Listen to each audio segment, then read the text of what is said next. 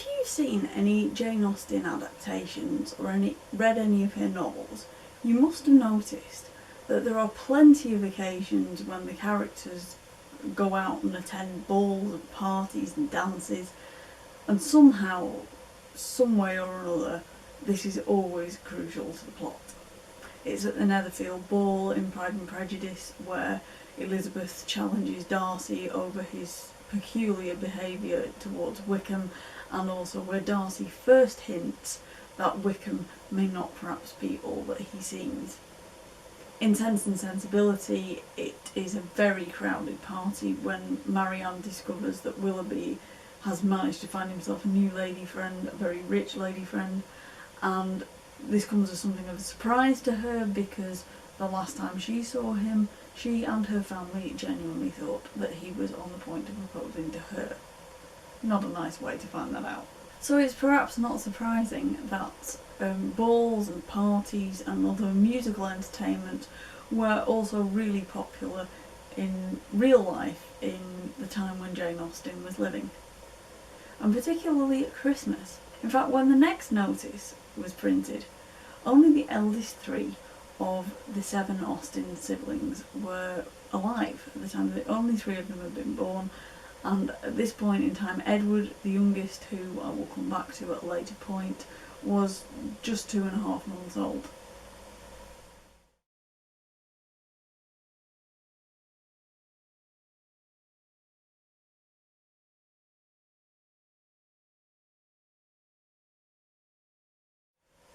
So if we now move on from Shepton Mallet, if we go north, the Lancaster Gazette of the 8th of January 1803 tells us that a masked ball and supper had been given at Brayton House, or Brayton Hall as it's also called, near Aspatria in Cumberland, Cumbria, which was the seat of Sir Wilfrid Lawson, Baronet.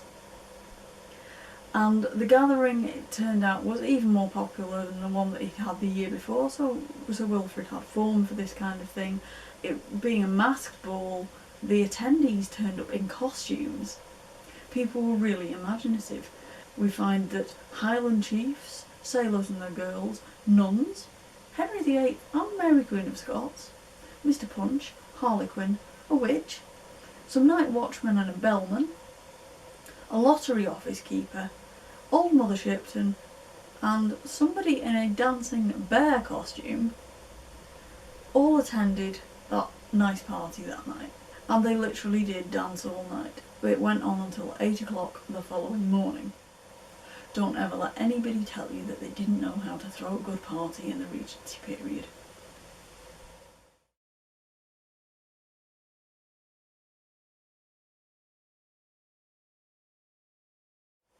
Staying with Brayton Hall again for a moment, the Lancaster Gazette makes another mention of it a couple of years later, on the 5th of January 1805.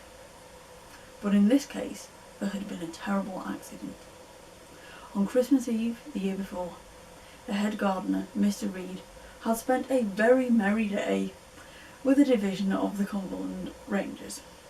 Much alcohol was drunk, and as a result, people let go of their inhibitions, and Mr Reed got it into his head that it would be a fun idea to go skating on the fish pond.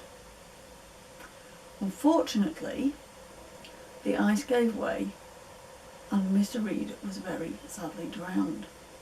So do not let anybody go skating under the influence. It's quite clearly a dangerous thing to do, and in fact perhaps we better get back onto dry land and have a little look at the world of Jane Austen's novels.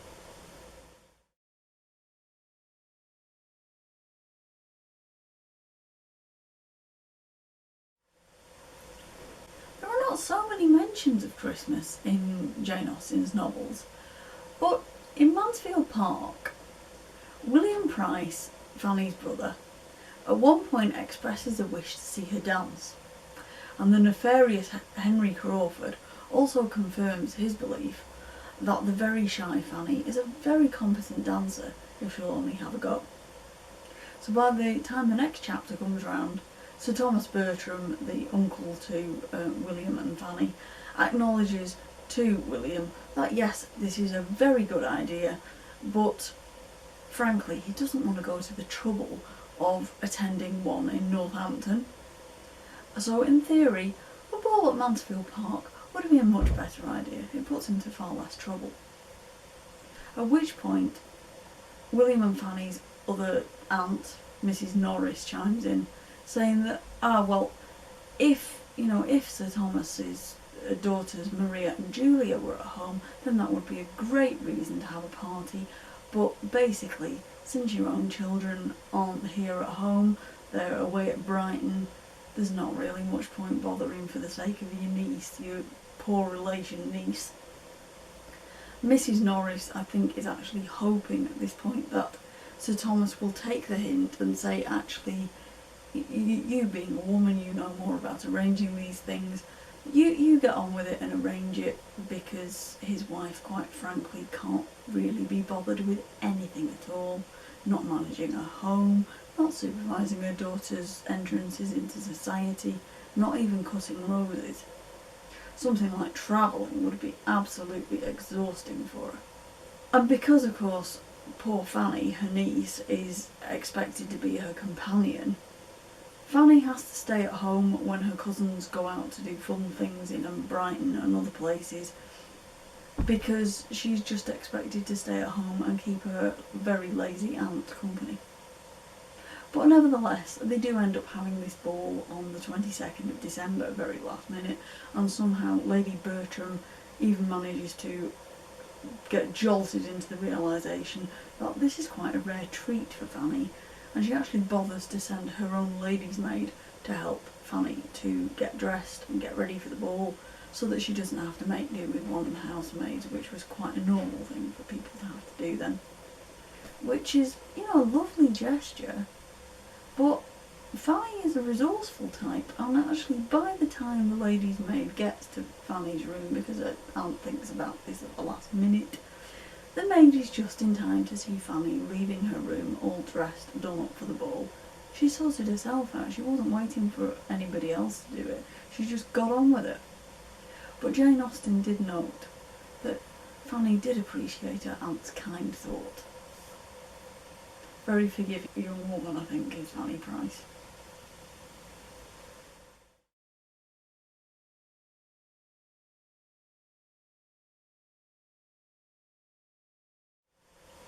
We also find evidence from Jane Austen's own letters that balls and parties were quite a common thing to enjoy during the Christmas period. On the 18th of December 1796, which is just 2 days after Jane Austen turned 21, she writes to her sister Cassandra, saying, "I took the liberty a few days ago of asking your black velvet bonnet to lend me its core, which it very readily did." She doesn't say why, but I think perhaps this is a bit of evidence of Jane Austen borrowing her sister's clothes because Cassandra had something suitable to be worn at a pre-Christmas social event. Some things never change, do they? Then we come to a couple of years later, a letter written from the 24th to the 26th of December 1798. Jane talks about a ball which was very thin but by no means unpleasant. There were 31 people and only 11 ladies. So unsurprisingly, Jane found herself with plenty of dancing partners, and she names 6 of the gentlemen. But she goes on to say that there were 20 dances, and I danced them all, and without any fatigue. Of course, she was young and energetic, she's just a few days past her 23rd birthday. She probably had a whale at the time. Then, just a couple of weeks after that, the 9th of January 1799, she describes sitting down to dances in preference to having Lord Bolton's eldest son for my partner, who danced too ill to be endured. So she's got standards, obviously. She's not going to dance with just anybody here.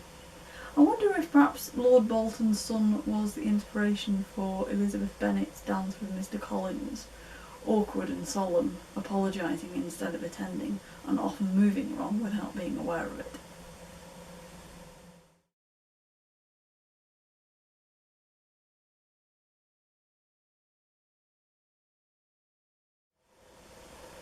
We often think of Christmas being a 12-day long festival, hence the traditional song, The 12 Days of Christmas. But actually, in the 18th century, Christmas as a festival, as a period of celebration, tended to stretch all the way from December the 6th, St Nicholas's Day, all the way up to January the 6th, Twelfth Night, which is when we take our decorations down traditionally in modern times. And there's an extract from the Bath Chronicle and Weekly Gazette, the 18th of December 1788, so this is when Jane Austen is just a teenager, that suggests that there were plenty of things to do during that month-long Christmas holiday period. According to the Bath Chronicle, there was a benefit concert that seems to have been something of a tradition in the city at the new Assembly Rooms for the benefit of Mr. Rossini. On Christmas Eve, in the Great Room, there was going to be a performance of the Sacred Oratorio of the Messiah, Handel's Messiah.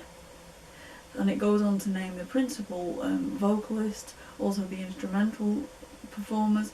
It says that we're going to be a full band and a chorus, which you need for the Hallelujah chorus.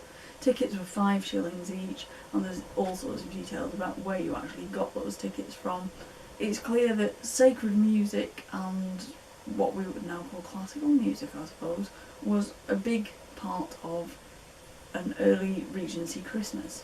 If we move forward 12 years to the year 1800, the Stamford Mercury, C. Rogers' first subscription concert of vocal and instrumental music was going to be held at the Assembly Room in Stamford on Monday the 29th, so again the festivities are extending past Christmas up to the New Year period. After this concert there was also going to be a ball, and so you get all these kinds of special events coming up. But one thing I found really, really interesting, it soon becomes apparent when you look through old newspapers, that balls and parties were not actually the only options for a night out in the Regency period. I have no evidence that Jane Austen ever saw a pantomime, but then again there are many instances in the surviving letters where there were gaps over the Christmas period, probably because she spent Christmas with her sister Cassandra and had no need therefore to write any letters to her if they were together. The Newcastle Courant of the 20th of December 1800 tells us that on the 2 days later there was going to be a real mixture of entertainment at the Theatre Royal. The programme would start with The Revenge, or The Prince of Africa, a tragedy which I've never heard of.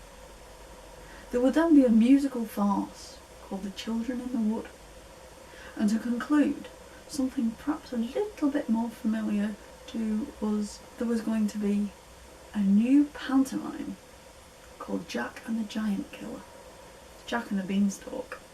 So pantomimes were a thing 220 years ago.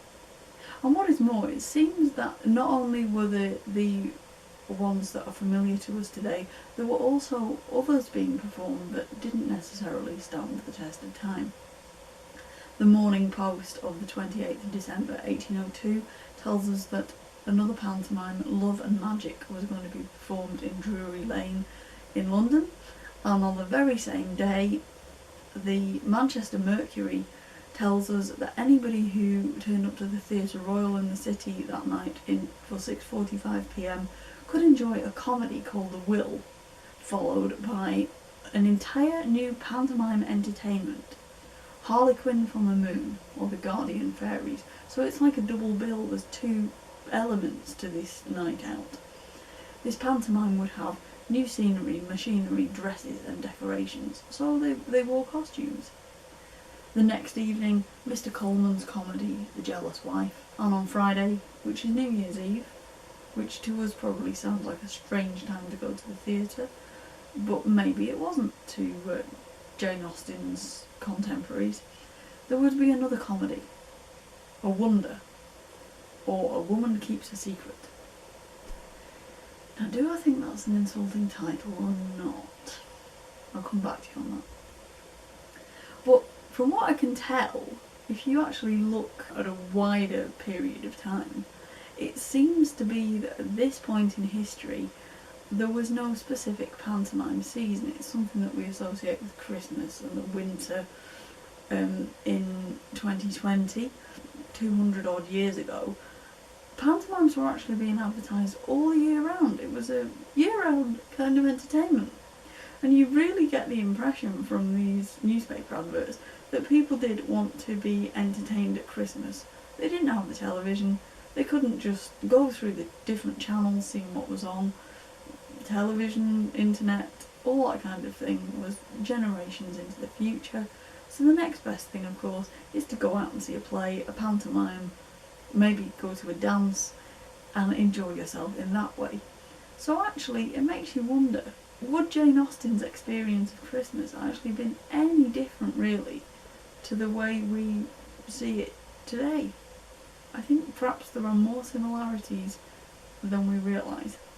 So I hope you enjoyed this, and I hope it also gives you a little bit of an insight into how our ancestors might have enjoyed themselves if they had the means to some 2.5 centuries ago. I think it's certainly given me a better understanding of Regency entertainment on a Regency Christmas.